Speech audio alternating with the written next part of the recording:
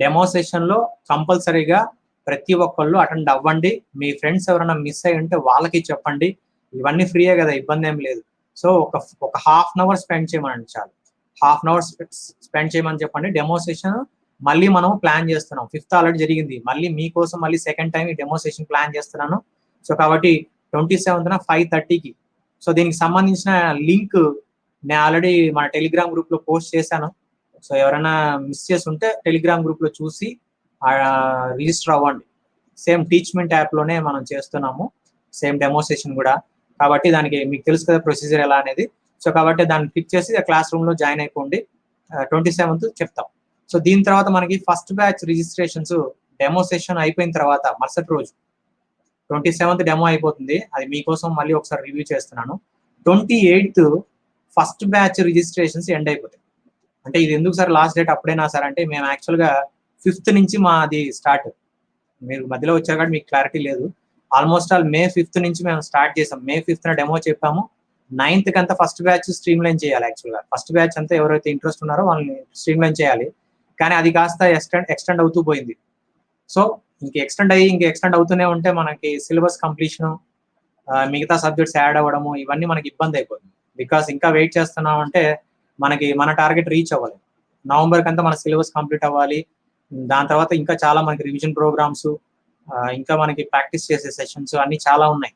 So కాబట్టి ఇవన్నీ చేయాలంటే నవంబర్కి అంతా అవ్వాలంటే ముందు మనకి బ్యాచ్ ఫిక్స్ అవ్వాలి. బ్యాచ్ ఫిక్స్ అయిందంటే ఆ బ్యాచ్ని ఫోకస్ చేసి ఇంకా మనం ఫర్దర్గా అవర్స్ ప్లాన్ చేసుకోవాలి, సబ్జెక్ట్స్ ఇంకొంచెం బూస్టప్ చేసుకొని ఇంకా ముందుకు తీసుకెళ్ళాలి, ఇంకా ఎక్కువ ఫోకస్గా డిస్కస్ చేయాలి. కాబట్టి నాకు ఫస్ట్ బ్యాచ్ ఫిక్స్ అయిపోవాలి ఈ మంత్ ఎండ్ లోపల. ఐ మీన్ 28th లోపల మనకి ఫస్ట్ బ్యాచ్ ఫిక్స్ అయిపోవాలి. కాబట్టి ప్రతి ఒక్కళ్ళు మీరు ఖచ్చితంగా మీ ఇక్కడ ఉన్న ప్రతి 6 మంది మనకి ఫస్ట్ బ్యాచ్ లో ఉండాలని నేను ఎక్స్పెక్ట్ చేస్తున్నాను. ఎందుకంటే ఇప్పుడున్న 6 మంది మనకి రెగ్యులర్ గా వచ్చే స్టూడెంట్సే, ఇంట్రెస్టెడ్ గా ఫాలో అవుతున్నారు. కాబట్టి నా ఎక్స్పెక్టేషన్ మీ 6 మంది ఖచ్చితంగా ఫస్ట్ బ్యాచ్ లో ఉంటారని 100% నా నమ్మకము. అలానే మీ ఫ్రెండ్స్ ఎవరన్నా మిస్ అయి ఉంటే వాళ్ళని డెమో సెషన్ వినమని చెప్పండి. మన క్లాసెస్ కి లైవ్ ఫ్రీ సెషన్స్ కి అటెండ్ అవ్వమని చెప్పండి. ఓకేనా?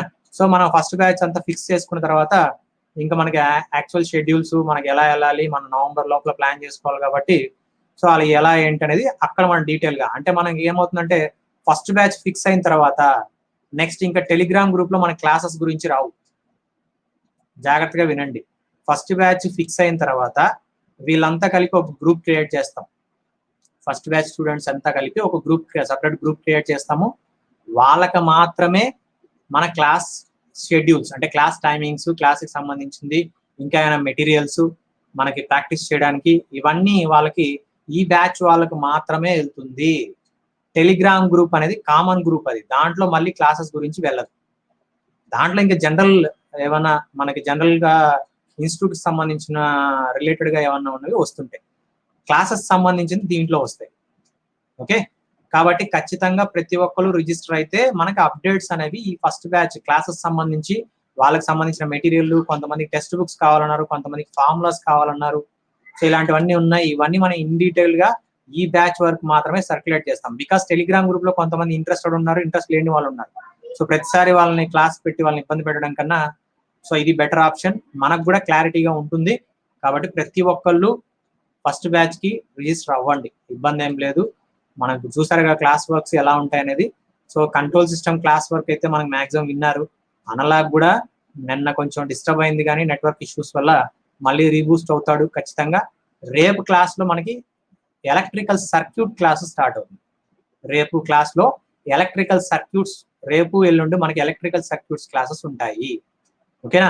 ఎల్లుండి అంటే 26th 27th మనకి ఎలక్ట్రికల్ సర్క్యూట్స్. 27th డెమో అయిపోతుంది. అది అయిపోయిన తర్వాత 6:30కి అంతా మనకి సర్క్యూట్స్ క్లాస్ ఉంటుంది. కాబట్టి మీరు జాగ్రత్తగా సర్క్యూట్స్ క్లాస్ కూడా ఎలా ఉంటుంది ఏంటి అనేది చూద్దాం. అక్కడ సార్ మనకి పెద్ద బోర్డు పెడతారు, చిన్న బోర్డు కాదు కానీ పెద్ద బోర్డుతో ప్లాన్ చేస్తారు. అది ఆల్రెడీ విన్న వాళ్ళకైతే ఏడా ఉంటుంది, నో ప్రాబ్లం, మీకు కంఫర్టబుల్ గానే ఉంటుంది. సార్ కూడా విజిబుల్ ఉంటాడు, నేను విజిబిలిటీలోకి వస్తా ఖచ్చితంగా. నేను కూడా పెద్ద బోర్డు ప్లాన్ చేస్తున్నాను, అది వచ్చిందంటే నేను మీకు కనిపిస్తాను. ఓకే, ఎక్కడ కనబడకపోయినా డెమోలో కనబడతాను. డెమోలో ఖచ్చితంగా నేను మీకు విజిబిలిటీ వస్తాను. ఓకేనా? డెమోలో దాని తర్వాత కూడా నేను క్లాసెస్కి ఖచ్చితంగా నేను కనిపించే విధంగానే క్లాసెస్ చెప్తాను. బికాస్ నాకు చిన్న బోర్డు వల్ల నేను కనపడాలంటే ఇబ్బంది నాకు రెండు అంటే కష్టం అవుతుంది. కాబట్టి జస్ట్ లెక్చర్స్ మాత్రం నేను పోస్ట్ చేస్తున్నాను. సో నెక్స్ట్ మనకి డెమో సెషన్స్ లో నెక్స్ట్ ఫస్ట్ బ్యాచ్ రిజిస్ట్రేషన్స్ ఈ రెండు కొంచెం సర్క్యులేట్ చేయండి, ఓకేనా. సో దీని తర్వాత విల్ స్టార్ట్ అవర్ సెషన్, అర్థమైంది కదా. సో దీని తర్వాత will start our class room session, that is ఈ రోజు క్లాస్ సంబంధించిన టాపిక్ మనం స్టార్ట్ చేస్తున్నాం.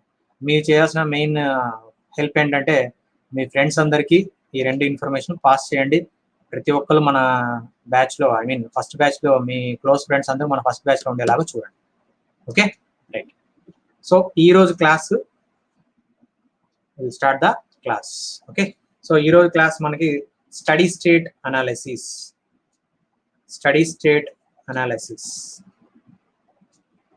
ఓకే. ఈరో టాపిక్ మనకి steady state analysis. So let us see what is steady state analysis. So అది స్టార్ట్ చేసే ముందు స్టడీ స్టేట్ అనాలిసిస్ కి స్టడీ స్టేట్ రెస్పాన్స్ కి డిఫరెంట్ నేమ్స్ ఉన్నాయని చెప్పాము. అది ఒక్కసారి రీకలెక్ట్ చేసుకొని వెళ్దాం, ఇది కొంచెం ఇంపార్టెంట్ కాబట్టి. సో స్టడీ స్టేట్ రెస్పాన్స్ ని ఏమంటాం అనేది ఆల్రెడీ చెప్పాం, పర్టికులర్ ఇంటిగ్రల్ అంటాం. అలానే you can call this one as forced response అని కూడా చెప్తాం. Next zero state response, zero input response కాదు, జీరో స్టేట్ రెస్పాన్స్ అని, okay. So zero state response అని కూడా మనం చెప్పవచ్చు, okay right. Zero state response. Next ఇంకా పేర్లు ఉన్నాయి మనకి, ప్రీవియస్ క్లాసెస్ లో మనం చెప్పుకున్నాం, ఇంకా పేర్లు ఉన్నాయి, different names, right. Okay, so different names ఉన్నాయి. ZSR తర్వాత ఏం లేదు, so ZSR. Next fixed response. Next final response, okay. So ఇవి మనకి different names for that, different names ఉన్నాయి. సో స్టడీ స్టేట్ రెస్పాన్స్ ని పర్టికులర్ ఇంటిగ్రల్ అంటే పర్టికులర్ రెస్పాన్స్ అని కూడా చెప్పొచ్చు, అలానే ఫోర్స్డ్ రెస్పాన్స్ అని చెప్పొచ్చు, అలానే మనకి ZSR జీరో స్టేట్ రెస్పాన్స్ అని కూడా మనం చెప్పొచ్చు. అర్థమైంది కదమ్మా. ఇవన్నీ మనం ప్రీవియస్ క్లాసెస్ లో డిస్కస్ చేసిందే, right.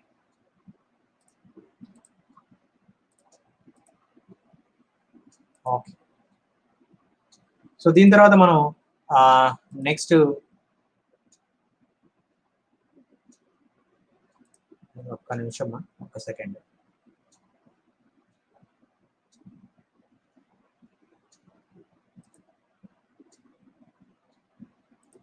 Yeah, thank you, right. So next మనం ఫర్దర్ కాన్సెప్ట్ లోకి వెళ్ళిపోదాం. సో డిఫరెంట్ నేమ్స్ అర్థమైంది కదా. డిఫరెంట్ నేమ్స్ తర్వాత నెక్స్ట్ టైప్ అండ్ ఆర్డర్ గురించి మనం ఆల్రెడీ డిస్కస్ చేసేసాం. స్టడీ స్టేట్ ఎర్రర్ అసలు ఏంటి, స్టడీ స్టేట్ ఎర్రర్ ఏ విధంగా మనం కన్సిడర్ చేస్తాము అవన్నీ డిస్కస్ చేద్దాం. ఆ టాపిక్ లోకి ఎంటర్ అయితే దెన్ అనాలిసిస్ చేయడానికి ఈజీగా ఉంది. ఫస్ట్ స్టడీ స్టేట్ ఎర్రర్ అంటే ఏంటి, ఎక్కడ అబ్జర్వ్ చేస్తాం మనం స్టడీ స్టేట్ ఎర్రర్ని అనేది చూద్దాము. ఇంట్రడక్షన్ అనుకోండి, ఇది almost all steady state analysis కి ఇంట్రడక్షన్, ఓకే రైట్. సో ఇది మనకి జనరల్ గా ఒక close loop transfer function. So close loop transfer function లో ఎర్రర్ కావాలి. ఇప్పుడు ఎర్రర్ ఇక్కడ అన్ని ఎస్ డొమైన్ లో ఉందా, కాబట్టి ఇది కూడా ఏముంటుంది, ఎస్ డొమైన్ లో ఉంటుంది, ఓకే. సో ఇది ఎస్ డొమైన్. ఇప్పుడు నేను ఎర్రర్ మీకు చాలా మెయిన్ కాన్సెప్ట్ ఎందుకు అనేది ఒకసారి జాగ్రత్తగా చూడండి. ఇది S domain, okay. S domain లో స్టడీ స్టేట్ ఎర్రర్ రాస్తున్నాను. ఎస్ డొమైన్ లో steady state error, S domain లో స్టడీ స్టేట్ ఎర్రర్ కావాలి, ఈఎస్ఎస్ కావాలంటే జనరల్ గా మనకు ఫార్ములా తెలుసు కాబట్టి ఇక్కడ రాస్తున్నాము. Limit t tends to infinity అని రాసి ఎస్ డొమైన్ లో ఉంది కాబట్టి limit s tends to 0 s into e of s. ఇది యాక్చువల్ గా మనం రాయాల్సిన ఎస్ డొమైన్ లో ఫార్ములా. మరి e of s అంటే ఏంటి అంటే r of s by 1 plus g of s h of s. ఇది ఆల్రెడీ మనం ఇంతకుముందు ట్రాన్స్ఫర్ ఫంక్షన్ ఎలా రాయాలి, ఎర్రర్ ట్రాన్స్ఫర్ ఫంక్షన్ అనేది చెప్పాం. సో ఇది బేసిక్ గా మనకి formula, okay. So basic formula ఇది ఏంటి ఇక్కడ ఫార్ములా మనకంటే E of s is ESS is nothing but limit t tends to infinity limit s tends to 0 s into E of s. Okay, ఇది general గా మనకు తెలిసిన ఫార్ములా అనేది. So E of s అంటే R of s by 1 plus G of s H of s అంటాం. ఓకేనా? So ఇది మనకి ఇక్కడ రాయాలి ఫంక్షన్. ఆ ఫంక్షన్ ఏంటంటే E of t అనే function. Limit t tends to infinity. Okay, limit t tends to infinity E of t. Time domain లో ఎర్రర్ కావాలంటే you should consider time domain లో ఎర్రర్ కావాలంటే ఖచ్చితంగా మనం తీసుకోవాల్సింది E of t తీసుకోవాలి. So limit t tends to infinity E of t is nothing but limit s tends to 0 s into E of s where E of s is nothing but R of s by 1 plus G of s H of s, right? Okay, then ఇక్కడ ఒక చిన్న concept, చాలా important concept, అది ఏ విధంగా వస్తుందనేది చూద్దాం. Okay, so first time domain లో రాస్తున్నాం. Time domain లో ఎర్రర్ అంటే మనం ఎలా రాయాలి? టైం డొమైన్ లో ఎర్రర్, బేసిక్ గా ఎర్రర్ అంటే ఏంటి? టైం డొమైన్ లో ఎర్రర్, ఓకేనా? టైం డొమైన్ లో ఎర్రర్ అంటే ఏంటంటే ఎర్రర్ మనకి ఎలా తెలుస్తుంది? ప్రాక్టికల్ గా తీసుకుంటే అవుట్పుట్ నే కదా మనం చెక్ చేస్తాం. అవుట్పుట్, డిజైర్డ్ అవుట్పుట్ అంటాం. నేను లాస్ట్ క్లాస్ లో చెప్పాను, డిజైర్డ్ అవుట్పుట్ కి అండ్ యాక్చువల్ అవుట్పుట్ కి మధ్య ఉన్న difference. Okay, desired output and actual output, ఈ రెండింటికి మధ్య ఉన్న డిఫరెన్స్ నే మనం ఏమంటున్నాము ఇక్కడ? ఎర్రర్ అంటున్నాం. అంతే కదమ్మా? So error is nothing but it is the difference between desired output and actual output. అంటే రెండు అవుట్పుట్లే కదా. ఇది ప్రాక్టికల్ గా మన ఎర్రర్ అంటే ఇది. ఎర్రర్ అంటే మీనింగ్ ఏంటంటే డిజైర్డ్ అవుట్పుట్ అంటే మన రిక్వైర్డ్ అవుట్పుట్ వస్తుందా లేదా అని చెక్ చేయాలి. రిక్వైర్డ్ అవుట్పుట్ వస్తుందా లేదా. నేను ఆల్రెడీ ఒక ఎగ్జాంపుల్ చెప్పాను. మనకి ఒక మిషన్ నుంచి మనకి 5 volts అవుట్పుట్ రావాలనుకోండి. 5 volts అవుట్పుట్ రావాలి అంటున్నాం అంటే దీని మీనింగ్ ఏంటంటే డిజైర్డ్ అవుట్పుట్ అని, అంటే రిక్వైర్డ్ అవుట్పుట్. మనకు కావాల్సింది 5 volts, కానీ 5 volts కాస్త మనకి ఏమొస్తుందని చెప్పాను లాస్ట్ క్లాస్ లో. నేను చెప్పాను ఫర్ ఎగ్జాంపుల్ 4.5 volts వస్తుంది. It is nothing but actual output. మరి ఎర్రర్ ఏంటంటే ఈ రెండింటికి మధ్య ఉన్న difference. Error is nothing but 0.5 volts. ఈ రెండింటికి మధ్య ఉన్న డిఫరెన్స్ ఏంటంటే అది ఎర్రర్. ఇది ప్రాక్టికల్ గా మనకు తెలిసిన విషయమే. సో ఇక్కడ మేజర్ ఇంపార్టెంట్ కాన్సెప్ట్ డెవలప్ చేస్తున్నాం. ఎందుకు అనే దానికి రీజన్ ఇప్పుడు వస్తుంది. రీజన్ చెప్పి మళ్ళీ వెళ్తున్నా కాన్సెప్ట్ లోకి. సో ఫస్ట్ ఎర్రర్ అంటే ఏంటంటే desired output and actual output మధ్య ఉన్న డిఫరెన్స్ ని ఎర్రర్ అంటాం. అంటే యాక్చువల్ గా నాకు 5 volts కావాలంటే అది డిజైర్డ్ అంటే రిక్వైర్డ్, కానీ నాకు సిస్టమ్ నుంచి ఎంత వస్తుంది? 4.5. సో ఎర్రర్ ఎంత? 0.5 volts. This the error. So ఆ ఎర్రర్ నే మనం ఏమంటున్నాం అంటే టైం డొమైన్ ఎర్రర్ అంటాం. ఆ ఎర్రర్ నే టైం డొమైన్ ఎర్రర్ అంటాం. అంటే మనకి టైం డొమైన్ ఎర్రర్ లో ఏమేం చేస్తున్నాం అంటే అవుట్పుట్స్ మధ్య డిఫరెన్స్ చూస్తున్నాం. అంతేనా? అవుట్పుట్స్ మధ్య డిఫరెన్స్, అవుట్పుట్స్ మధ్య చూస్తున్నాం. అవుట్పుట్ బిట్వీన్ అవుట్పుట్స్, అంతేనా? బిట్వీన్ అవుట్పుట్స్ ఇది చెక్ చేస్తున్నాం. Okay, so error is nothing but difference between desired and actual. So 5 volts desired అయితే 4.5 వస్తుందంటే యాక్చువల్ సిస్టమ్ నుంచి వచ్చేది. సో ఎర్రర్ ఎంత? 0.5 ఎర్రర్. సో దీన్నే మనం టైం డొమైన్ ఎర్రర్ అంటాం. ప్రాక్టికల్ గా మనం అబ్జర్వ్ చేసే ఎర్రర్ ఇది. ఓకేనా? సో అంటే ఏం చేస్తున్నాము ఇక్కడ ఒకసారి ఇక్కడ అబ్జర్వ్ చేయండి మా. R of s input, C of s అంటే ఇప్పుడు నేను ఈ డెఫినేషన్ ని ఈ బ్లాక్ డయాగ్రామ్ లోకి తీసుకొని వస్తున్నాను. జాగ్రత్తగా అర్థం చేసుకోండి. Desired, actual. ఓకేనా? రైట్? ఓకే, సో ఈ సిస్టమ్ లో నాకు ఎంత రావాలి అవుట్పుట్ అంటే 5 volts రావాలి. అంతేనా? ఈ సిస్టమ్ లో నాకు అవుట్పుట్ ఎంత రావాలి? 5 volts రావాలి. అంటే నేను ఎంత ఇచ్చి ఉండాలి? నేను 5 volts కదా ఇచ్చి ఉండాలి ఇన్పుట్. నేను ఇన్పుట్ 5 volts ఇస్తే నాకు సిస్టమ్ నుంచి 5 volts రావాలి. అది నా రిక్వైర్మెంట్. ఓకేనా? సిస్టమ్ లో ఇన్పుట్ 5 volts ఇచ్చినప్పుడు మొత్తం సిస్టమ్ నుంచి నాకు అవుట్పుట్ కూడా 5 volts రావాలి, ఎక్కడ లాసెస్ లేకుండా 5 volts రావాలి. అంటే ఇక్కడ మీనింగ్ ఏంటంటే ఇప్పుడు డిజైర్డ్ ఏది? చూడండి, ఈ రెండు నేను డెఫినేషన్ రాస్తున్నాను, కొంచెం జాగ్రత్తగా అబ్జర్వ్ చేసుకోండి. ఇక్కడ ఇన్పుట్ నేను 5 volts ఇస్తే నాకు అవుట్పుట్ కూడా 5 రావాలి. అంటే ఇప్పుడు అవుట్పుట్ ఎంత రావాలనేది మనం దేని బేస్ చేసి చెప్తున్నాం? సిస్టమ్ కి ఇచ్చే ఇన్పుట్ ను బట్టే కదా చెప్తున్నాం. అంటే నాకు ఇప్పుడు డిజైర్డ్ అవుట్పుట్ ఏది అంటే ఇదే కదా మరి. Okay, so desired output is nothing but input. Desired. So desired output or required output ఎంత అంటే 5 volts. అంటే ఈ మొత్తం సిస్టమ్ లో నేను 5 volts ఇస్తే నాకు అవుట్పుట్ 5 volts రావాలి. ఇన్పుట్ లో నేను ఎంత ఇస్తే నాకు అవుట్పుట్ లో అంతే రావాలి. అంటే మీనింగ్ ఏంటి? డిజైర్డ్ అవుట్పుట్ ఎక్కడ మనం ఫిక్స్ చేస్తున్నాము? ఇన్పుట్ సైడ్ ఫిక్స్ చేస్తున్నాం. మన రిక్వైర్డ్ అవుట్పుట్ ఇన్పుట్ సైడ్ మనం ఇచ్చేదే రిక్వైర్డ్ అవుట్పుట్. మరి సిస్టమ్ నుంచి వచ్చేది ఏదంటే ఇది.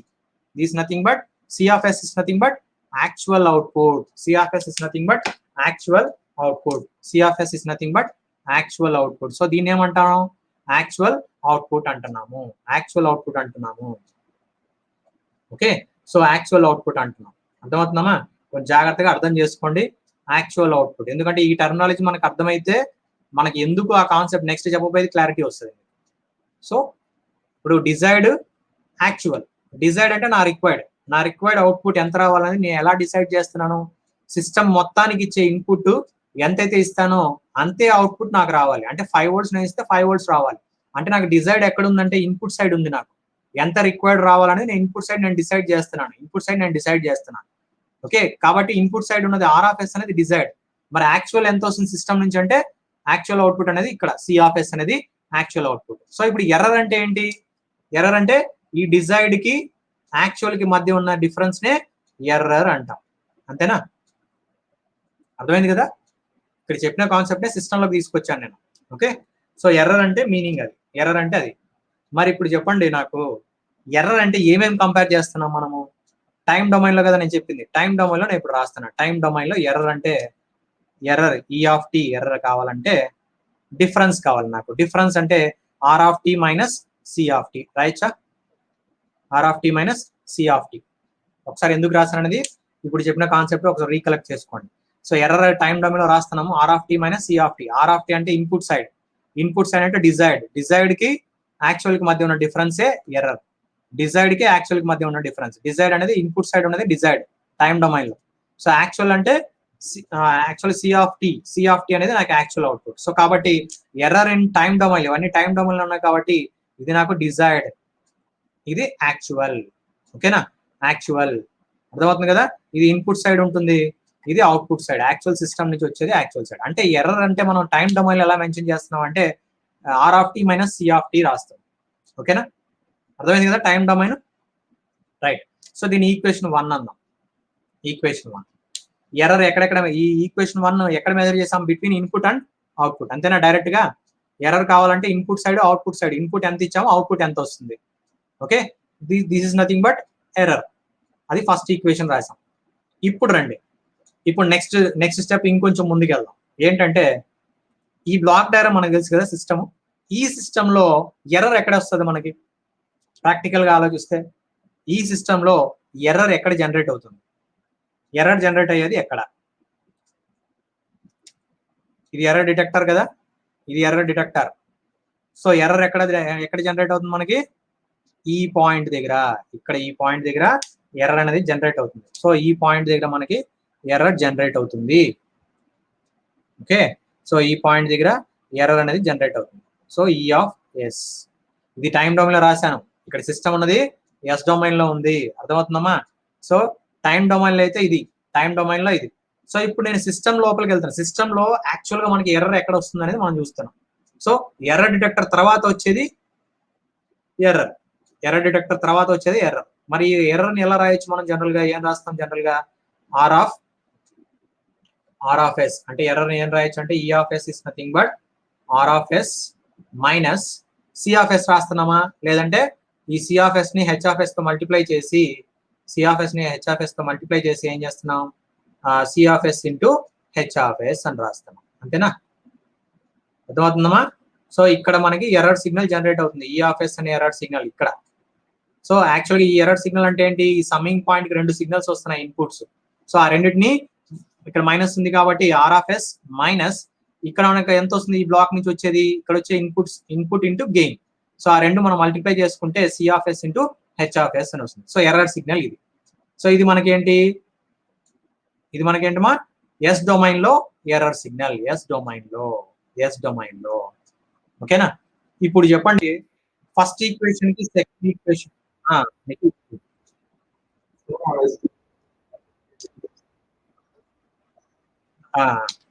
అది ఎలా రాస్తామంటే, అదేలే అర్థమైందిలేండి మీకు ఆ డౌట్. నేను అనుకున్నాను బట్ అర్థమవుతున్నాను. సరేలే, ఏం ఇబ్బంది లేదు.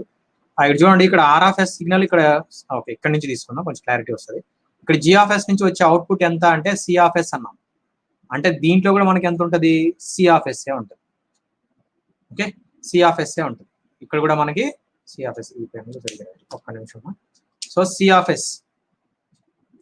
సో ఇక్కడ కూడా మనకి సి ఆఫ్ ఎస్ ఉంటుంది. సో ఈ గెయిన్ ఈ బ్లాక్ లోపలికి వెళ్ళే సిగ్నల్ వాల్యూ ఎంత అంటే సి ఆఫ్ ఎస్. మరి ఆ సి ఆఫ్ ఎస్ బ్లాక్ లోపలికి వెళ్ళిన తర్వాత ఇక్కడ వచ్చే సిగ్నల్ ఎంత ఉంటుంది అంటే ఈ రెండు మల్టిప్లై చేస్తే వచ్చే సిగ్నలే కదా, సి ఇంటూ హెచ్ కదా. ఇక్కడ వచ్చే అవుట్పుట్ ఈ బ్లాక్ నుంచి వచ్చే output C into H.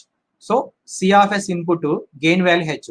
So ఈ రెండింటిని మల్టిప్లై చేసుకుంటే ఈ బ్లాక్ నుంచి వచ్చే అవుట్పుట్ వాల్యూ తెలుస్తుంది, సి ఇంటూ హెచ్ అంటే C of yes into H of S. కాబట్టి ఇక్కడ నేను C of yes into H of S రాశాను.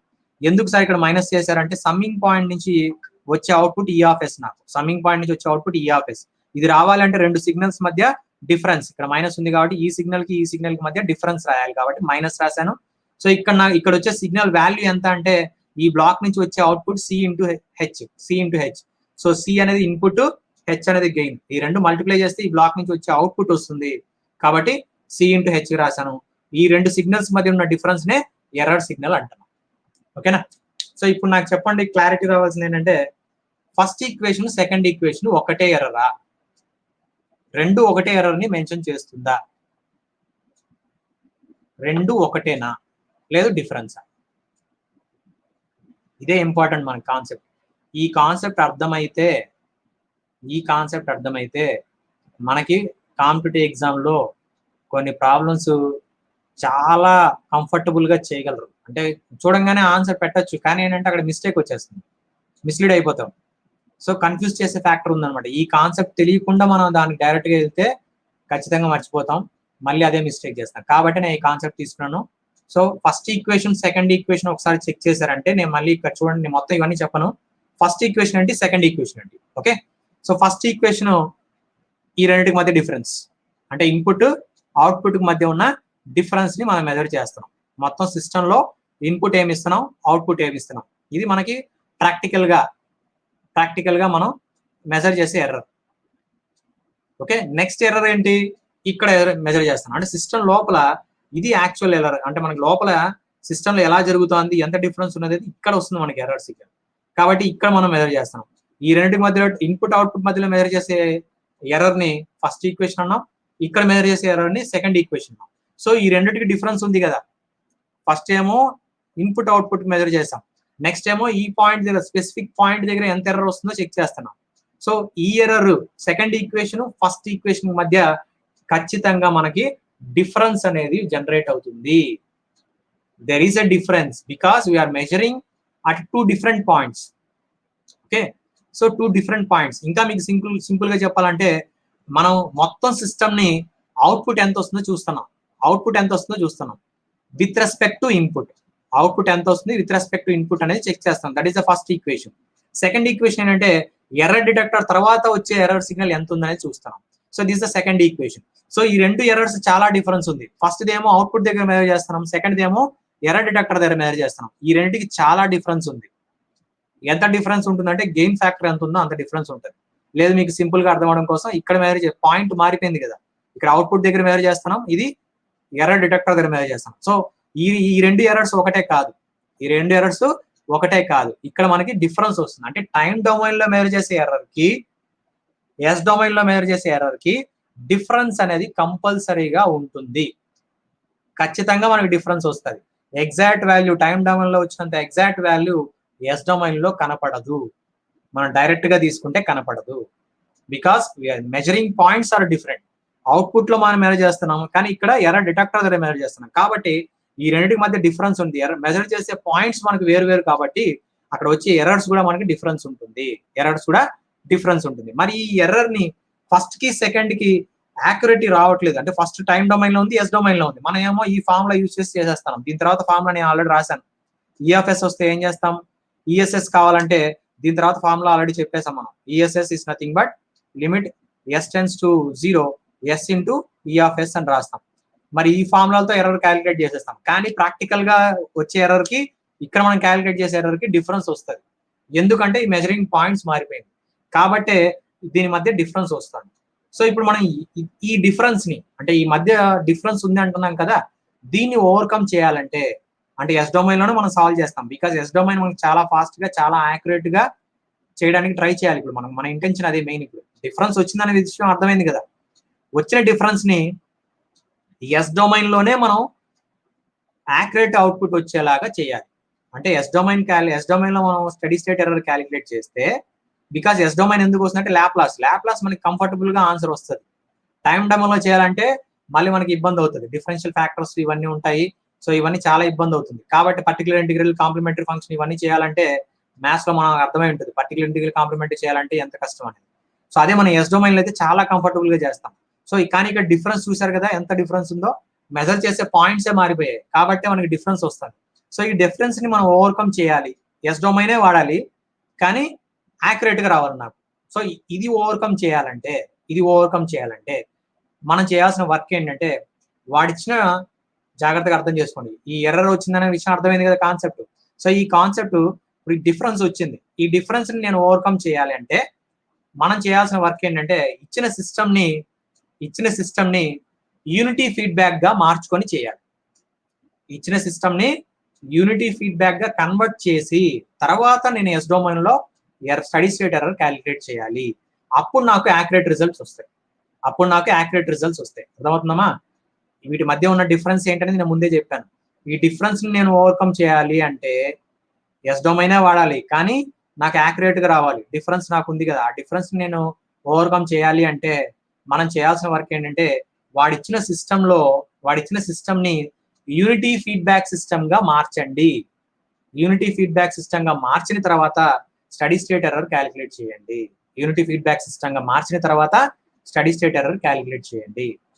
అర్థమవుతుందా? సో ఇప్పుడు వచ్చింది నెక్స్ట్ సార్ యూనిటీ ఫీడ్బ్యాక్ గా ఎలా మార్చాలి. అర్థమైంది కదా మా కాన్సెప్ట్.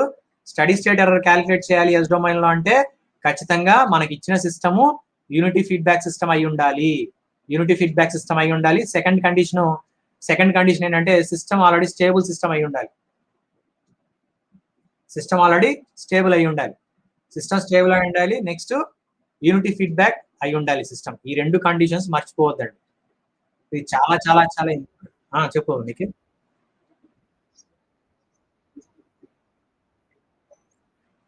డైరెక్ట్ గా అయితే టైం డొమైన్ యాక్యురేట్ గా ఉంటది కానీ దీనికి క్యాలిక్యులేషన్స్ మనకి ఎక్కువ టైం పడుతుంది. ఎస్ డొమైన్ కి వెళ్తాము. ఎస్ డొమైన్ లో మనం చేస్తే యాక్యురేట్ రాదు కాబట్టి దానికోసం మనం ఏం చేస్తున్నామంటే ఇచ్చిన సిస్టమ్ ని యూనిటీ ఫీడ్బ్యాక్ గా మార్చాలి. అంటే ఇక్కడ ఆల్రెడీ హెచ్ఎఫ్ఎస్ ఉంది కదా, హెచ్ఎఫ్ఎస్ వాల్యూ 1 చేసుకోవాలి.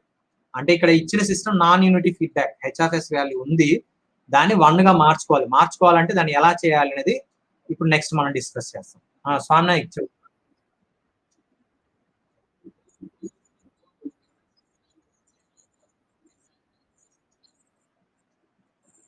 ఎర్రర్ 0 అంటే రిక్వైర్డ్ ఎంత ఉందో అంతే వస్తుంది. ఈ డౌట్ ఏంటంటే సార్ ఇక్కడ ఎర్రర్ 0 అయితే 0 లోపలికి వెళ్ళి మల్టిప్లై 0 వస్తుంది కదా సార్. ఇదేంటంటే ఇక్కడ మనం రెఫర్ చేసిన బ్లాక్ నేమ్ అంటే కరెక్ట్ లేండి. మీ డౌట్ చూడగానే మనకి అందరికి అలానే అనిపిస్తుంది. ఇక్కడ మనం మెన్షన్ చేసిన బ్లాక్ పేరు ఏంటంటే జిఆఫ్ఎస్ ఏమంటాం అంటే ఫార్వర్డ్ పాత్ గెయిన్ అంటాం. అంటే ఇన్పుట్ నుంచి అవుట్పుట్కి వెళ్ళే ఫార్వర్డ్ పాత్ లో ఉన్న గెయిన్ మొత్తాన్ని కలిపి జిఆఫ్ఎస్ అని రాసాం. గెయిన్ మొత్తాన్ని కలిపి అంటే అక్కడ మొత్తాన్ని కలిపి అంటే టోటల్ గా కలిపి జిఆఫ్ఎస్ రాస్తున్నాం అంటే మీనింగ్ ఏంటంటే దాంట్లో చాలా బ్లాక్స్ ఉన్నాయి. ఏమేం బ్లాక్స్ వస్తాయి ప్రాక్టికల్ గా అంటే ఫస్ట్ ఎర్రర్ డిటెక్టర్ తర్వాత వచ్చేది కంట్రోలర్ యాంప్లిఫైయర్ వస్తుంది. ఎర్రర్ డిటెక్టర్ తర్వాత యాంప్లిఫైయర్ వస్తుంది. అంటే నేను డివైజెస్ చెప్తున్నాను. ఎర్రర్ డిటెక్టర్ తర్వాత వచ్చేది ఫస్ట్ది యాంప్లిఫైయర్, సెకండ్ది కంట్రోలర్, యాంప్లిఫైయర్ తర్వాత కంట్రోలర్ తర్వాత యాక్టివేటర్ తర్వాత సిస్టమ్ లేదంటే ప్లాంట్ అంటాం. ఓకే, సో ఈ 4 మేజర్ కాంపోనెంట్స్, ఇంకా చాలా ఉంటాయి దాంట్లో మళ్ళీ. ఓకే, ఇంటర్నల్ గా మళ్ళీ ఉంటాయి.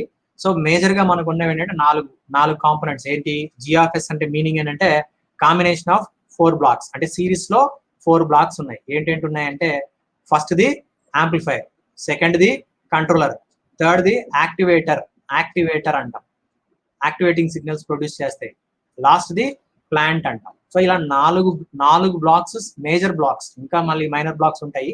మేజర్ బ్లాక్స్ 4 ఉంటాయి. ఆ 4టిని సిరీస్ లో కనెక్ట్ చేసి ఆ మొత్తం గెయిన్ ని మనం ఫార్వర్డ్ పాత్ గెయిన్ అంటున్నాం. సో అంటే ఇక్కడ ఎర్రర్ సిగ్నల్ ఈఆఫ్ఎస్ వచ్చిందంటే ఇమీడియట్ గా 0 అయిపోతుందని కాదు. ఎర్రర్ సిగ్నల్ 0 అయిందంటే యాంప్లిఫైర్ ఉంటుంది కదా, యాంప్లిఫైర్ లోకి వెళ్ళి అక్కడి నుంచి మనకి యాక్టివేటింగ్ సిగ్నల్ వస్తుంది. సో యాక్టివేటింగ్ సిగ్నల్ అంటే డిఫరెన్షియేటర్ వస్తుంది అండి. యాక్చువల్ గా యాంప్లిఫైర్ అంటే డిఫరెన్షియేటర్ మనకి, ఐ మీన్ అనలాగ్ లో చెప్తారు యాక్చువల్ గా ఎలా అనేది. సో ఇన్ డీటెయిల్ గా వెళ్ళారంటే మీకు ఎర్రర్ సిగ్నల్ 0 రాదు. ఆ ఎర్రర్ సిగ్నల్ రిలేటెడ్ గా మనకి నెక్స్ట్ సిగ్నల్స్ జనరేట్ అవుతాయి. అంటే కంట్రోల్ సిగ్నల్స్ అంటాం. నెక్స్ట్ సిగ్నల్ ని ఎర్రర్ సిగ్నల్ తర్వాత వచ్చేది కంట్రోల్ సిగ్నల్ అంటాం. ఆ కంట్రోల్ సిగ్నల్ ని మనం డిఫరెన్షియల్ రిలేషన్ తో ఉంటుంది. అంటే ఎర్రర్ కి కంట్రోల్ సిగ్నల్ కి డిఫరెన్షియల్ రిలేషన్ లో ఉంటుంది.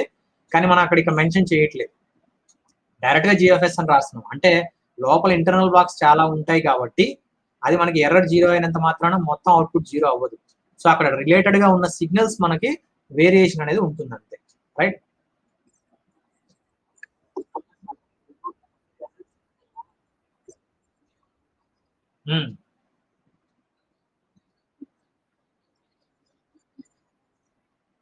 కంట్రోల్ ఖచ్చితంగా చేయగలుగుతాం, యాక్యురేట్ గా వస్తాయి. ఎర్రర్ 0 వచ్చిందంటే మనకేంటంటే, ఎర్రర్ 0 వస్తుందంటే మీకు ఇంకా చెప్పాలంటే ఇక్కడ ఎర్రర్ 0 వస్తుందంటే మీనింగ్ ఏంటంటే,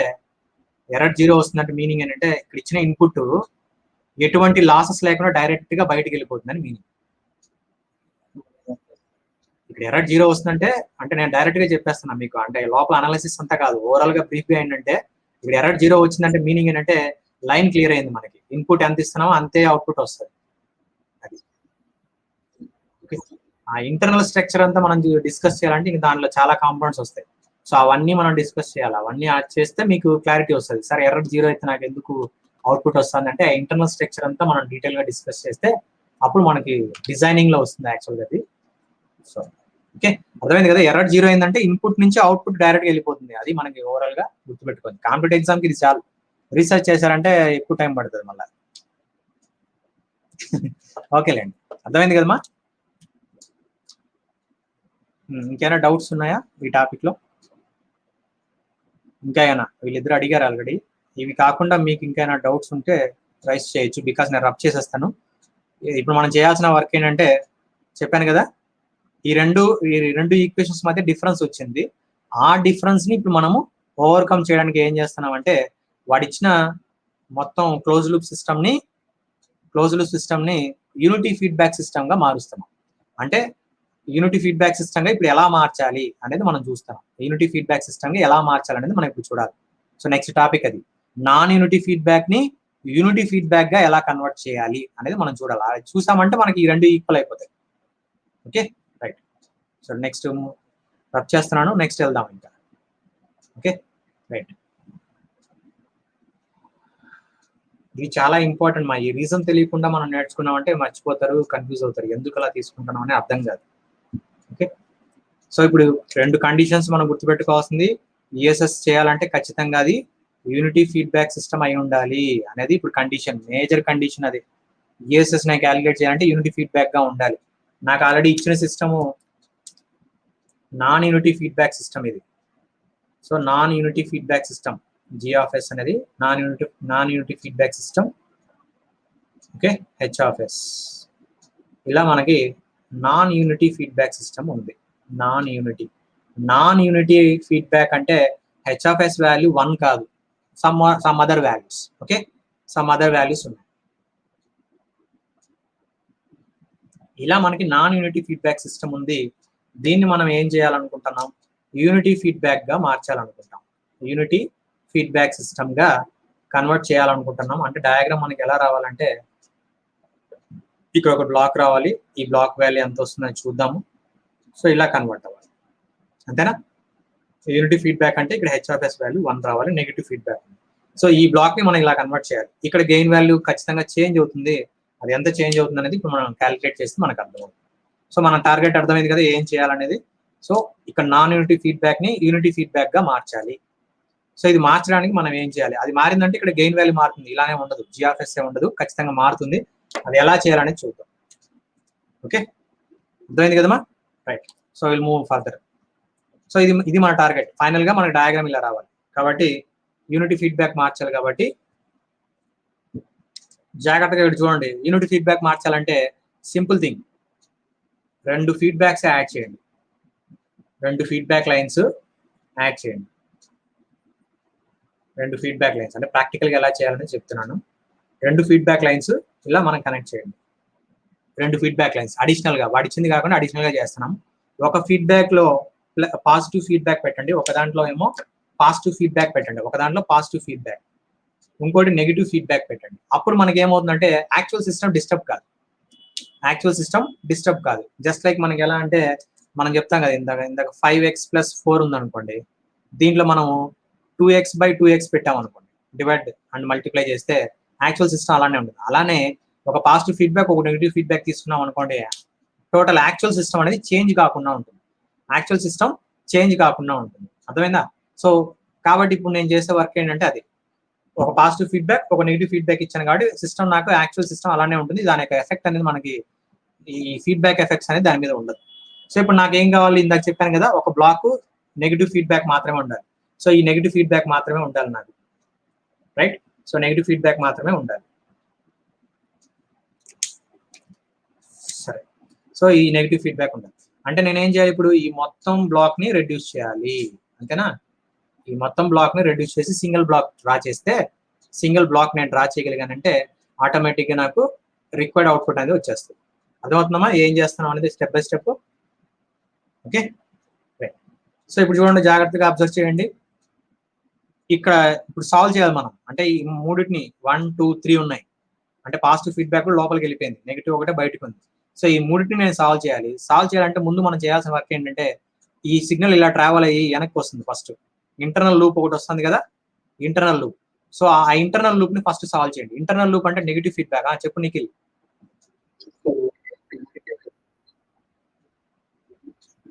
క్లారిటీ లేదా?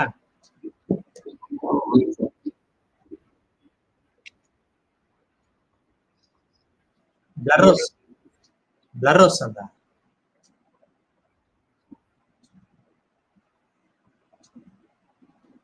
బ్లర్ రాదే, నెట్ బాగానే ఉంది. ఒక్క నిమిషం, కలర్ వల్ల నాకు తెలిసి ఏమన్నా ప్రాబ్లం ఉందేమో.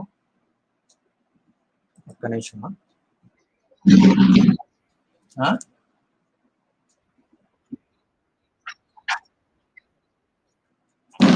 మిగతా వాళ్ళు చూడండి మా, ఒకవేళ మీ సైడ్ నెట్ ప్రాబ్లం ఉన్నా కూడా వీడియో మనకి బ్లర్ వస్తుంది. స్వామి నాయక్, అవునా?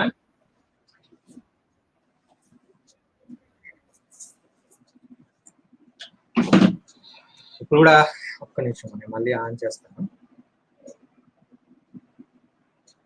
నెట్ స్లో అయ్యడం వల్ల కూడా ఒక్కోసారి వస్తుంటుంది.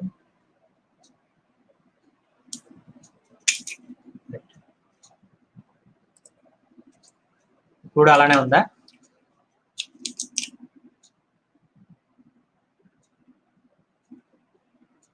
ఇప్పుడు ఓకేనమ్మా? అలానే ఉందా?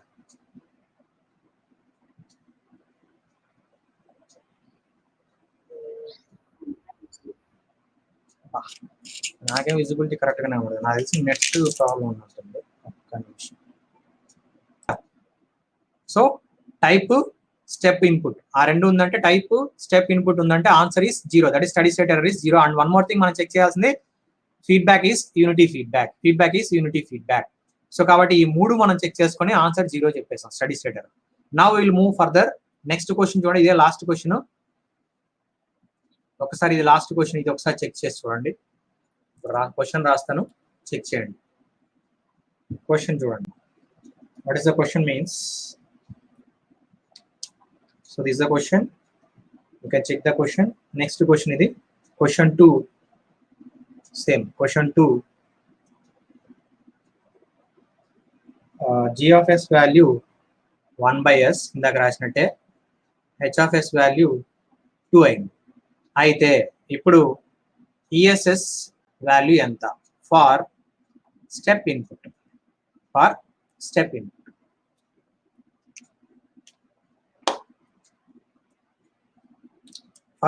ఇన్పుట్ ట్రై చేయండి, మరి ట్రై చేసి వాల్యూ చెప్పండి. ESS వాల్యూ ట్రై చేయండి మా, ఇందాక చెప్పాం కదా సేమ్ కాన్సెప్ట్, ట్రై చేయండి. ESS value 0. ఖచ్చితంగా ఆ 4 ఆప్షన్స్లో అది కూడా ఒక ఆప్షన్ ఉంటుంది, కానీ ఆ ఆన్సర్ తప్పు. అంటే మీరు చేసిన మెథడ్ ఏంటంటే, మీరు ఆలోచించిన మెథడ్ నేను ఇక్కడ చెప్తాను, బికాస్ అందరూ అలానే ఆలోచిస్తూ ఉంటారు. ఇందాక చెప్పిన మెథడ్ ప్రకారం OLTF కావాలి కాబట్టి G of S H of S రాస్తాము. సో 2/s వస్తుంది. సో దీని నుంచి మనం ఏం చెప్తాం, టైప్ 1 సిస్టమ్ అని చెప్తాం. OLTF కాబట్టి S⁻1 కాబట్టి type 1 system. So type 1 step input, type 1 step input కాబట్టి ఎర్రర్ వాల్యూ 0, ఎర్రర్ వాల్యూ 0 అన్నాం. ఇది ప్రతి ఒక్కళ్ళు ఆలోచించే మెథడాలజీనే, నేను అందుకే చెప్పింది. ఇది ఆన్సర్ తప్పు, ఈ ఆన్సర్ తప్పు, ఈ ఆన్సర్ కరెక్ట్ కాదు, ఈ ఆన్సర్ కరెక్ట్ కాదు. ఆప్షన్స్లో ఇది కూడా ఉంటుంది కానీ మనం పెట్టేసి వచ్చి ఉంటాం. ఆప్షన్లో మనకి ఇది కూడా ఉంటుంది, ఆప్షన్ ఏమో పెట్టేసి ఉంటాం, మనం కరెక్ట్గా రాసాం, చాలా సింపుల్ క్వశ్చన్ అనుకుంటాం. కానీ ఇది ఆన్సర్ తప్పు. ఈఎస్ఎస్ వాల్యూ 0 కాదు మా. మరి ఈఎస్ఎస్ వాల్యూ ఏంటి సార్? ఇక నేను చెప్పాను, ఇందాకే చెప్పాను మీకు, ఇంతకుముందు ఎక్స్ప్లెయిన్ చేసిన కాన్సెప్ట్ అంతా ఇలాంటి మిస్టేక్ మీరు చేయకుండా ఉండాలనే ఇంతకుముందు నేను ఎక్స్ప్లెయిన్ చేసిన కాన్సెప్ట్. అక్కడ 2 టైప్స్ ఆఫ్ హెచ్ఆఫ్ఎస్ వాల్యూని 1 తీసుకురావాలి. అదే నేను ఇందాక చెప్పిన కాన్సెప్ట్ అంతా అదే. ఇలాంటి మిస్టేక్ మీరు చేస్తారనే నేను ఇంతకుముందు చెప్పిన కాన్సెప్ట్ అంతా చెప్పింది. అక్కడ ఏంటంటే హెచ్ఆఫ్ఎస్ వాల్యూ 1 చేయాలి అంటే యూనిటీ ఫీడ్బ్యాక్ ఉండాలి. ఈ రెండే కాదు మనం చెక్ చేయాల్సింది. హెచ్ఆఫ్ఎస్ వాల్యూ ఎంత ఉందో చెక్ చేయాలి, హెచ్ఆఫ్ఎస్ వాల్యూ యూనిటీ ఉందా లేదా చెక్ చేసిన తర్వాత దీనికి రావాలి. హెచ్ఆఫ్ఎస్ వాల్యూ 1 చేసిన తర్వాత ఇది రాయాలి, ఇది రాసిన తర్వాత టైప్ క్యాలిక్యులేట్ చేయాలి. ఇప్పుడు మనం డైరెక్ట్ గా క్యాలిక్యులేట్ చేస్తే టైప్ 1 వచ్చింది కాబట్టి నీకు ఎర్రర్ వాల్యూ 0 వచ్చింది. సో ఇప్పుడు చూడండి యాక్చువల్గా దీనికి ఆన్సర్ ఏంటో చూద్దాం. యాక్చువల్ ఆన్సర్ ఏంటంటే ఫస్ట్ దీన్ని మనం 1లోకి మార్చాలి. 1లోకి మార్చాలంటే చేయాల్సిన వర్క్ ఏంటి, యూనిటీ ఫీడ్బ్యాక్ మార్చాలని చెప్పాను కదా. యూనిటీ ఫీడ్బ్యాక్ మార్చాలంటే హెచ్ఆఫ్ఎస్ వాల్యూ 1 అనేది ఫిక్స్ అయిపోవాలి నాకు. అంటే దీన్ని నేను కన్వర్ట్ చేస్తున్నా. హెచ్ఆఫ్ఎస్ వాల్యూ 1 అవ్వాలంటే జిఎఫ్ఎస్ మారాలి కదా. సో జిఎఫ్ఎస్ ని ఎలా మార్స్తాం, ఇందాక చెప్పాం 1 + GH - GH అనే ఫార్ములా. అంటే G'(S) అంటే దీన్ని మార్చాలి కదా. ఇప్పుడు నేను హెచ్ఆఫ్ఎస్ ని 1 చేస్తున్నా అంటే ఇది కూడా మారాలి కదా. ఇది ఎంత మారుతుందంటే ఇలా చేంజ్ అవుతుంది నాకు ఈ value minus G 1 + GH - G, right. 1 + GH - G, correct. Denominator లో న్యూమరేటర్ ని మైనస్ చేయాలి కాబట్టి ఇది ఆన్సర్. మరి దీన్ని సబ్స్టిట్యూట్ చేయండి, వాల్యూ ఇప్పుడు G' మారింది కదా. సో G' వాల్యూ చేంజ్ అయింది, అర్థమైంది కదా మా. G'(S) ని చేంజ్ చేస్తున్నాం. ఈ టేబుల్ మళ్ళీ నాకు స్పేస్ తక్కువ ఉంది, చెప్పడానికి ట్రై చేస్తున్నా మ్యాక్సిమం. సో ఒకసారి చెక్ చేసుకోండి. G'(S), okay. H'(S). యాక్చువల్గా H(S) ఇచ్చాడు, G(S) ఇచ్చాడు. మనం ఏం చేస్తున్నాం, దాన్ని యూనిటీ ఫీడ్బ్యాక్ గా మారుస్తున్నాం. సో కాబట్టి G'(S) వచ్చింది, H'(S) 1 అయింది. G'(S) రావాలంటే ఈ ఫార్ములా అప్లై చేయాలి. సో ఈ ఫార్ములా అప్లై చేయండి, మరి వాల్యూ ఎంత వస్తుంది చూడండి మా. 1/S+1, 1/S+1, right. So 1/S+1 వస్తుంది. మీరు సింప్లిఫై చేయండి, ఇబ్బంది ఏం లేదు. G వాల్యూ ఇది, H వాల్యూ ఇది. సో అందులో సబ్స్టిట్యూట్ చేయండి, 1/S+1 వస్తుంది. H'(S) 1 డిఫాల్ట్, ఎందుకంటే యూనిటీగా మారుస్తాం. సో ఇప్పుడు వచ్చిన దానికి G'(H)(S) కి OLTF ఇప్పుడు కనుక్కోండి. ఇప్పుడు OLTF చేయాలి, ఓకే.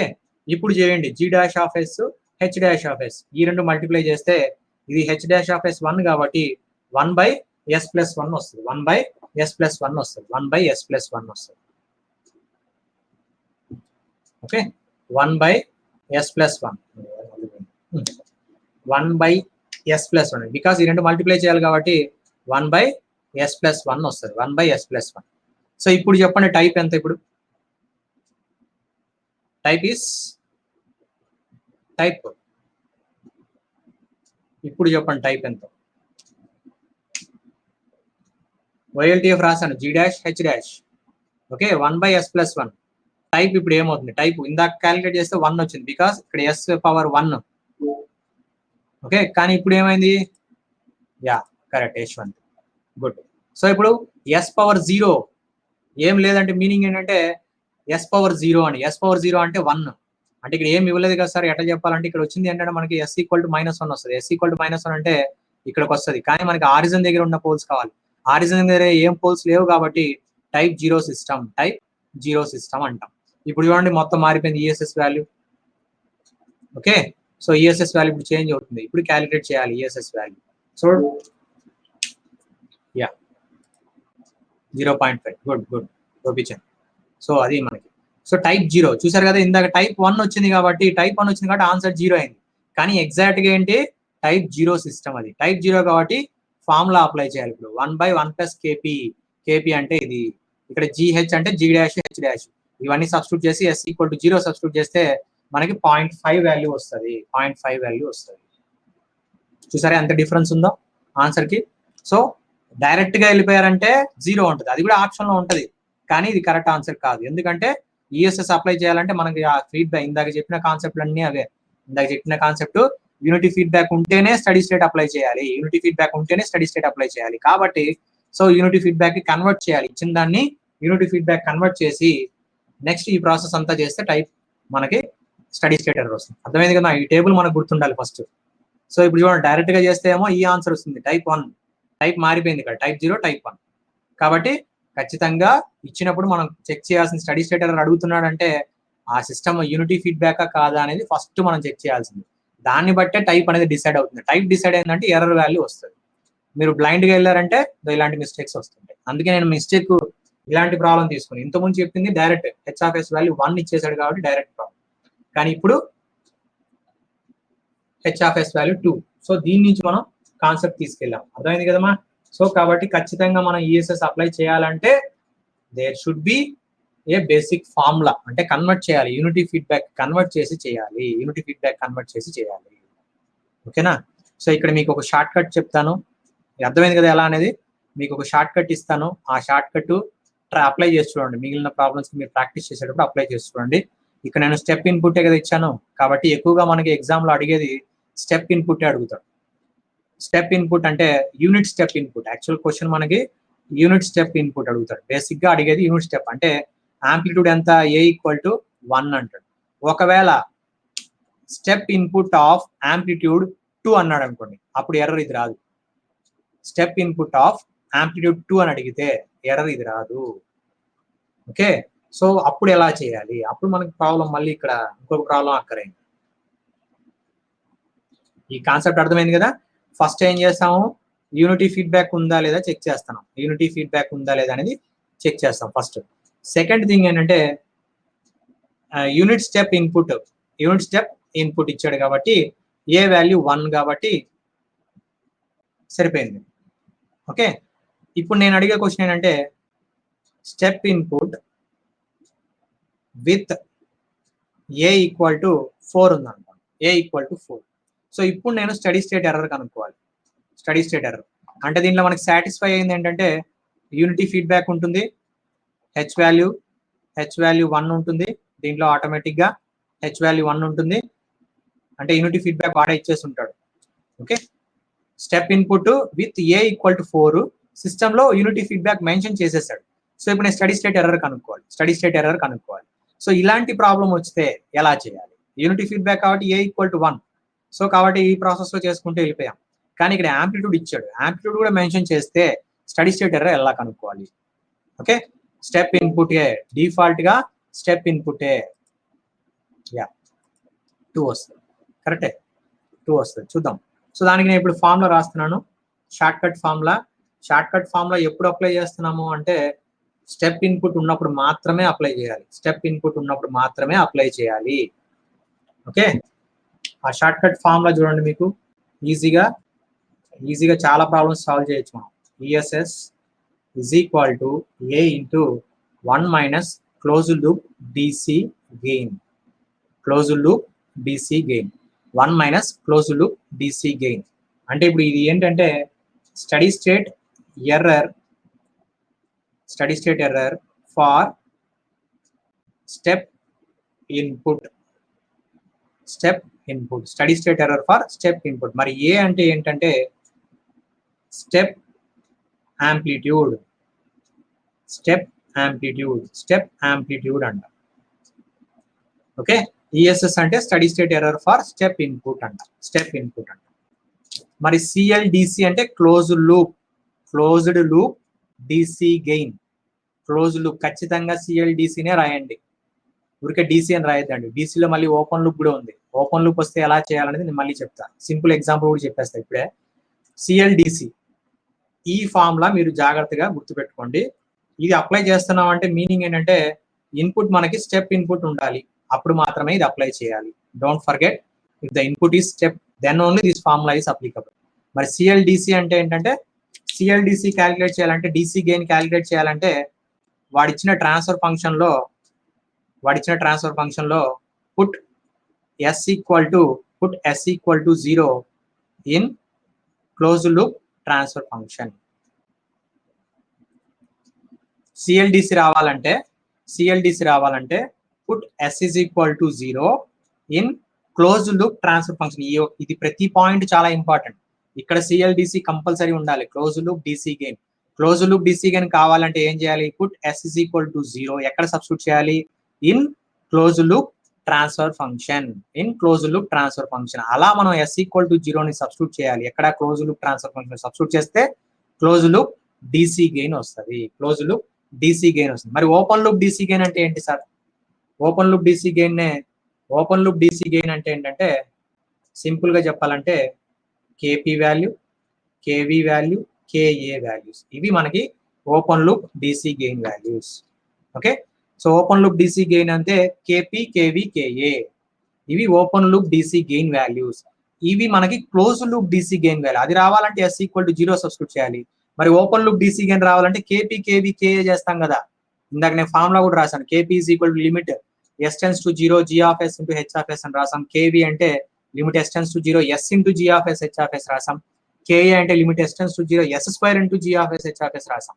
అంటే ఇక్కడ మనం రెసిడ్యుయల్ థీరం అంటాం, మ్యాథ్స్ లో వస్తుంది. రెసిడ్యుయల్ ఫార్ములా బేస్ చేసుకొని అప్లై చేస్తాం అన్నమాట. సో అంటే లిమిట్ లో అప్లై చేస్తాం. సింపుల్ గా చెప్పాలంటే లిమిట్స్ లో వస్తాయి. సో OLDC కావాలంటే limits KP, KV, KA values ని OLDC అంటాం. అది డైరెక్ట్ గా s ఈక్వల్ టు 0 సబ్స్టిట్యూట్ చేస్తే రావు. ఒకవేళ మనం సబ్స్టిట్యూట్ చేయాలి అంటే, లేదు సార్ నేను దీనికి కూడా s ఈక్వల్ టు 0 నే సబ్స్టిట్యూట్ చేస్తాను అంటే, ఇంకొక కండిషన్ గుర్తుపెట్టుకోవాలి.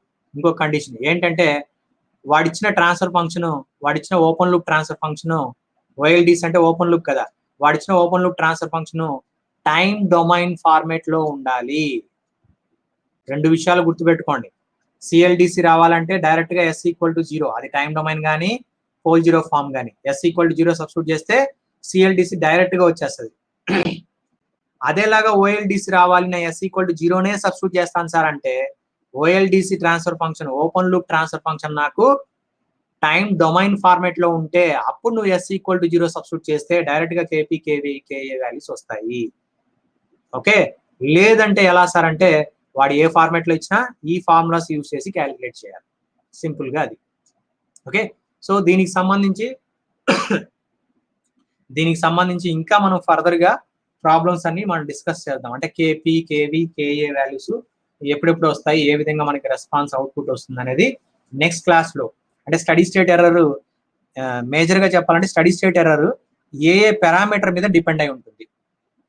ఓకే, స్టడీ స్టేట్ ఎర్రర్ ఏ పారామీటర్ మీద డిపెండ్ అయి ఉంటుంది, ఏ పారామీటర్ ని చేంజ్ చేస్తే స్టడీ స్టేట్ ఎర్రర్ చేంజ్ అవుతుంది అనేది మనం నెక్స్ట్ క్లాస్ లో డిస్కస్ చేద్దాం. సో రేపు క్లాస్ లో మనం స్టడీ స్టేట్ ఎర్రర్ ఏ పారామీటర్ మీద డిపెండ్ అయి ఉంటుంది, దాని యొక్క ఎఫెక్ట్ ఎలా ఉంటుంది అనేది నెక్స్ట్ క్లాస్ లో డిస్కస్ చేస్తాం. అది డిస్కస్ చేసామంటే మనకి లాస్ట్ లో టేబుల్ వస్తుంది. ఇందాక డ్రా చేస్తాం కదా టేబుల్. సో ఆ టేబుల్ మనకి ఎలా ఫామ్ అవుతుంది అనేది నెక్స్ట్ క్లాస్ లో డిస్కస్ చేస్తాం. ఆ కాన్సెప్ట్ అదే. స్టడీ స్టేట్ ఎర్రర్ రెండింటి మీద డిపెండ్ అవుతుంది. ఒకటి టైప్, ఇంకోటి input signal. Type of input signal అంటే ఏ టైప్ ఆఫ్ ఇన్పుట్ మనం ఇస్తున్నాం అనే దాన్ని బట్టి ఒకటి, ఇంకోటి type of signal. Type 0, type 1, type 2 ఉంది కదా. సో ఆ టైప్ మీద డిపెండ్ అయ్యి ఒకటి ఉంటుంది, ఇంకొకటి ఇన్పుట్ మీద డిపెండ్ అయి ఉంటుంది. కాబట్టి స్టడీ స్టేట్ ఎర్రర్ ఆ పారామీటర్స్ మీద ఎలా డిపెండ్ అవుతుంది, అది డిపెండ్ అయితే మనకి ఎర్రర్స్ ఎలా వస్తాయి, కాన్స్టెంట్స్ ఎలా వస్తాయి అనేది నెక్స్ట్ క్లాస్ లో మనం డిస్కస్ చేద్దాం. ఓకే, సో ఈ రోజు క్లాస్ లో మనం డిస్కస్ చేసింది మేజర్ ఇంపార్టెంట్ పాయింట్. నాకు చెప్పాను కదా, ఇంపార్టెంట్ మనకి డిస్కస్ చేసిన పాయింట్ ఏంటంటే, నాన్ యూనిటీ ఫీడ్బ్యాక్ నుంచి యూనిటీ ఫీడ్బ్యాక్ ఎందుకు వెళ్తున్నాం, రీజన్ ఎందుకు మనం కన్వర్ట్ చేయాలి అనేది ఒక రీజన్. సో ఆ రీజన్ తెలుసుకున్న తర్వాత మనం ఎలా అప్లై చేయాలనేది ఒక ఎగ్జాంపుల్ చూసాం. Okay, study state error calculate చేయాలంటే ఖచ్చితంగా మనం చెక్ చేయాల్సింది ఏంటంటే యూనిటీ ఫీడ్బ్యాక్ ఉందా లేదా. యూనిటీ ఫీడ్బ్యాక్ లేకపోతే యూనిటీ ఫీడ్బ్యాక్ లోకి మార్చుకొని చేయండి. ఓకే, దాని తర్వాత ఈ ఫార్ములా కూడా మనకి చాలా చాలా ఇంపార్టెంట్. ఈ ఫార్ములా మీరు అప్లై చేసేటప్పుడు స్టడీ స్టేట్ ఎర్రర్ అంటే స్టడీ స్టేట్ ఎర్రర్ ఎప్పుడు క్యాలిక్యులేట్ చేస్తున్నాము, స్టెప్ ఇన్పుట్ ఉన్నప్పుడు మాత్రమే క్యాలిక్యులేట్ చేస్తున్నాము. సో ఏ అనేది ఏం ఇండికేట్ చేస్తుందంటే స్టెప్ యొక్క యాంప్లిట్యూడ్ క్యాలిక్యులేట్ చేస్తున్నాం. So close loop DC gain ఎలా క్యాలిక్యులేట్ చేయాలంటే s equal to 0 in close loop transfer function. లేదు ఓపెన్ లూప్ ట్రాన్స్ఫర్ ఫంక్షన్ ఉంటే అప్పుడు వచ్చే కాన్స్టెంట్స్ ఏమంటే కేపీ కేవీ కేఏ వాల్యూస్ వస్తాయి. అక్కడ కూడా నాకు ఎస్ ఈక్వల్ టు 0 సబ్స్టిట్యూట్ చేస్తాను అంటే ఖచ్చితంగా ఓపెన్ లూప్ ట్రాన్స్ఫర్ ఫంక్షన్ ని టైం డొమైన్ ఫార్మాట్ లో రాసుకున్న తర్వాత ఎస్ ఈక్వల్ టు 0 ని సబ్స్టిట్యూట్ చేస్తే అప్పుడు మనకి డైరెక్ట్ గా కేపీ కేవీ కేఏ వాల్యూస్ వస్తాయి. సో ఇవన్నీ మనం ఈ రోజు క్లాస్ లో డిస్కస్ చేసాం. ఓకే, సో మీకు ఇంకా ఏమైనా డౌట్స్ ఉంటే అడగచ్చు మా ఈ రోజు క్లాస్కి సంబంధించి. అలానే కోర్సుకు సంబంధించి ఇంకేమైనా ఫర్దర్ గా డౌట్స్ ఉంటాయి. ఏమైనా డౌట్స్ ఉన్నాయా? డౌట్స్ ఏం లేకపోతే will wind up. Gopi, Nikhil, demo session లో చెప్తాలే నిఖిల్ ఒక్కసారి. అయిపోయింది కదా, ఇంకేముంది, ఇంక 2 రోజులే. రేపు సర్క్యూట్స్ కూడా క్లాస్ ఒకసారి వినండి. ఒక్కరోజు వెయిట్ చేయండి, రే ఎల్లుండికి చెప్పేస్తాను. అదే అదే అదే వాళ్ళని ఏం చెప్తామంటే డెమో సెషన్కి రమ్మని చెప్పి. ఎందుకంటే ఇప్పుడు మనం క్లాసెస్ ఎలా పోతుందని తెలియకుండా ఫీజు గురించి చెప్తే అది కరెక్ట్ గా ఉండదు నా ఉద్దేశం. మీరు క్లాసులు ఫస్ట్ నుంచి వింటున్నారు, మీకు అర్థమవుతుంది ఎలా మనం క్లాసెస్ హ్యాండిల్ చేస్తున్నాము. మనం చెప్పేది బీటెక్ క్లాసులు కావు, కాంపిటేటివ్ ఎగ్జామ్ కి సరిపోయే విధంగా చెప్తున్నాం. కాబట్టి క్లాసెస్ వాళ్ళు అటెండ్ అయితే దాని తర్వాత మనం ఫీజు గురించి చెప్పినా ఒక అర్థం ఉంటుంది. ఏం లేకుండా బ్లైండ్ గా ఫీజు గురించి అంటే సరేలేండి, అవన్నీ కామన్ గా వచ్చే క్వశ్చన్సే. వాళ్ళని ఏం చెప్తామంటే రేపు డెమో సెషన్, రేపు ఒకసారి క్లాస్కి రమ్మను, డెమో సెషన్ కి అటెండ్ అవ్వమని చెప్పు. డెమో సెషన్ తర్వాత కూడా మనకి క్లాస్ ఉంటుంది, అది కూడా అటెండ్ అవ్వమనండి.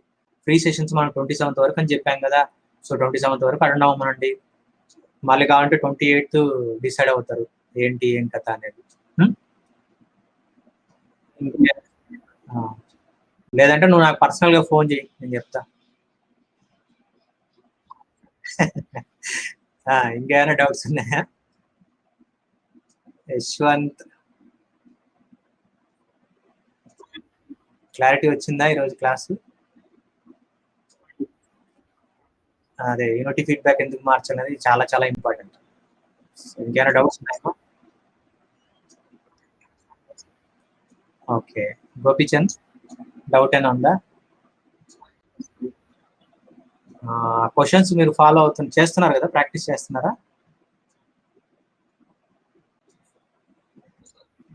నిన్న క్లాస్ లో క్వశ్చన్ అడిగావు కదా, అది వచ్చిందా? మళ్ళీ సాల్వ్ చేసావా? సో అట్లాంటివి ఏమన్నా ఉంటే నాకు పంపించండి, నేను చెప్తానండి మీకు క్లారిటీగా ఎక్కడ ఏంటి అనేది నేను చెప్తాను. మీరు చేసేటప్పుడు ప్రాబ్లం చేసేటప్పుడు ఒక ఫోటో తీసి నాకు వాట్సాప్ చేయండి, నేను సొల్యూషన్ చెప్తాను, ఎక్స్ప్లెనేషన్ ఇస్తాను.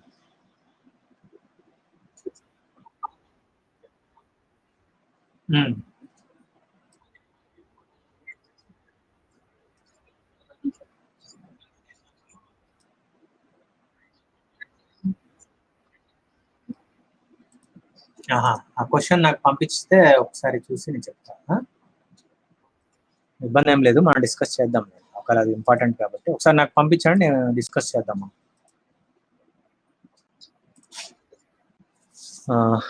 ఓకే మా, మీరు కూడా మిగతా వాళ్ళు కూడా ప్రాక్టీస్ చేయండి. క్వశ్చన్స్ డౌట్స్ అయినా అంటే వాట్సాప్ చేయండి, నేను సొల్యూషన్ ఇస్తాను. ఓకే ఓకే మా, అయితే bye, see you in the next class.